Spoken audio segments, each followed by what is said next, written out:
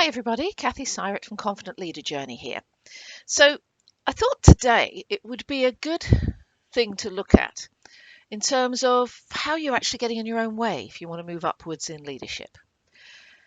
And this has come up because I was coaching someone the other day who couldn't understand why, when she'd been so successful as a manager, when she stepped up to the next level of being a director, it suddenly seemed to her that she was doing everything wrong. And this is something that's very well summarized in one of my favorite books, which is What Got You Here Won't Get You There. Now, Marshall Goldsmith is a well-known top-level executive coach. And his premise was that the things you do to be successful at this level will not get you to the next level. In fact, what you need to do is come down, rethink, and then go up. And he talks about some habits that are very successful at one level in organisation, but are not very successful when you move up. So I thought it might be useful to have a look through those habits here. So habit number one is winning too much. Now, you can understand that being competitive is actually a really good trait to have in a lot of organisations. Let's say you're working in sales or marketing, that friendly competition that's going on is really powerful motivator when you're working in teams to get things done.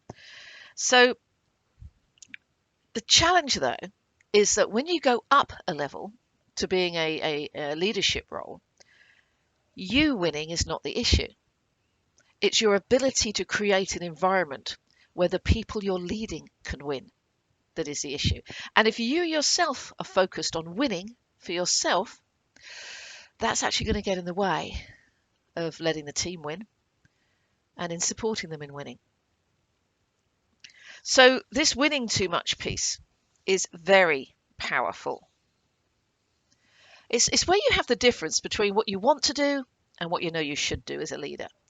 So what I'd like to do is critique my team because they could have done things better. They could have been more winning. And if I'd have done it, I would have done it differently and better. But what I should do is just be quiet and accept the team's done a really good job and think about how I might coach and support and enable them to do even better next time. Do you see the difference? One is about me winning and the other is about creating environment where other people win. This is what is different about leadership. Now, habit number two, again, sounds slightly odd. It's actually adding too much value. If you add too much value, this is a classic one. As a leader, it's not your role to add value. Your role is actually to enable other people to add value. Okay. So the other thing is, if you add all the value, who owns the idea? Absolutely. It suddenly becomes your idea. So if you and I are talking and you keep adding and adding and adding more and more value to the idea, maybe what started out as 100% mine ends up only 10% mine. How motivated am I now to implement it? As a leader, this is a key thing. If you add too much value, you end up demotivating the people who originally came up with the idea or the ones who are actually going to have to implement it. Now, habit number three is one that I know we've all experienced. We've all been on the receiving end of this from leaders. And so I think it's one that we probably should be aware of going forward for ourselves, but quite often we're not. And that is a habit of passing judgment. Okay. So we can develop a habit when we're working in a team or even being a manager of a team of we're all sharing ideas, we all critique them, we all come up with better ideas. But I'd like you to think for a moment, what's the impact, the difference between the impact when a teammate critiques an idea and when a leader critiques an idea? It's different, isn't it? When a teammate critiques an idea, it's the beginning of a conversation. It's a lively debate, and we actually end up usually with a better solution for the discussion. However, when a leader critiques an idea, it is taken as judgment and it can actually shut down conversation. Now, following on from this is the making destructive comments. Comments we might make in passing as a team member, a bit of sarcasm, a bit of sharpness, a bit of banter, so to speak. When we're a leader, those carry a completely different weight. So if we're looking at making that transition from worker to leader or manager to leader, we really need to be careful about this. So while we're still talking about language, let's also think about some of the words that can have particular power when we're leaders. Think about the power of the word no, or but, or however. Yeah, it's a great idea, but I think we can improve it.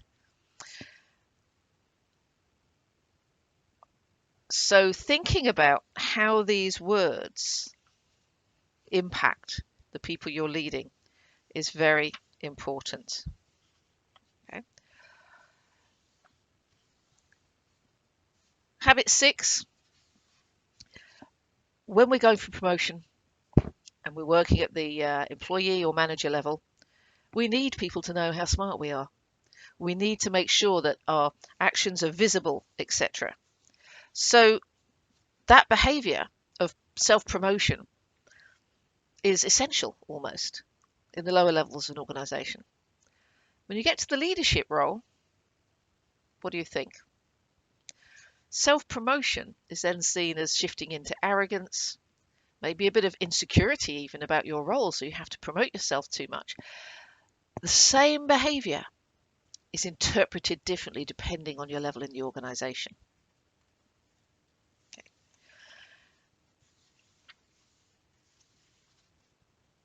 Habit number 8, speaking when you are emotional. Now, when you're working in a team on a project, a bit of passion about the project and a bit of emotion about it when you're just discussing it can come across as being highly motivated and enthusiastic.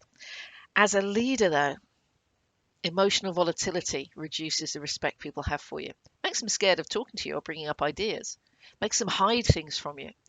So that management of your emotions is going to be key.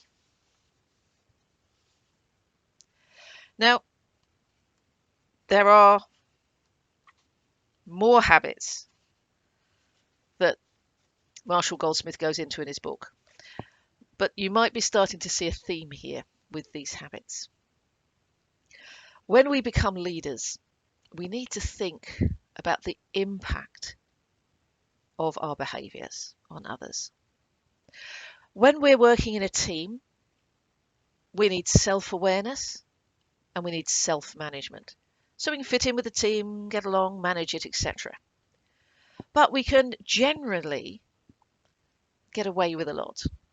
Being human is acceptable at that level because everyone's at the same level and we're working together collaboratively.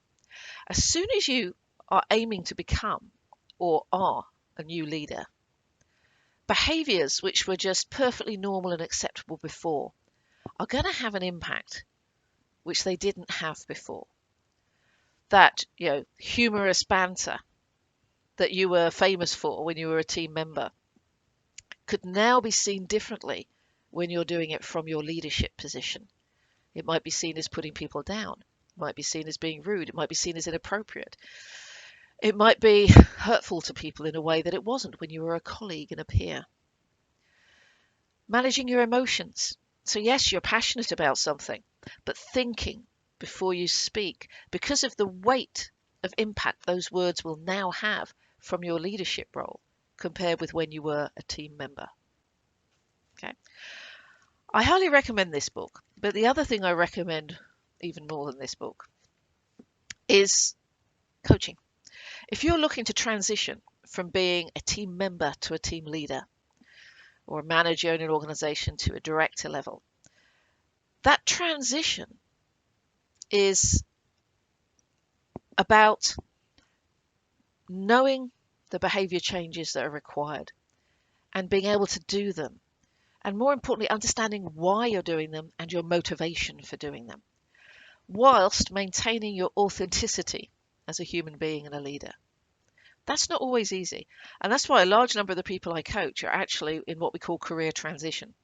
They're moving from one level to the next. They've reached the maximum level they can reach with their current behaviors and they want to take the next step. But what's worked for them here is actually stopping them from getting to that next level. Now, you know my favorite phrase, self-awareness is a prerequisite for self-management. What do you know about yourself that you're doing now, which is helping you be successful, that would get in the way when you move up to a leadership role? And what are your plans for dealing with that? These are some things we look at in the Confident Leader Journey. Hope you found today's vlog interesting.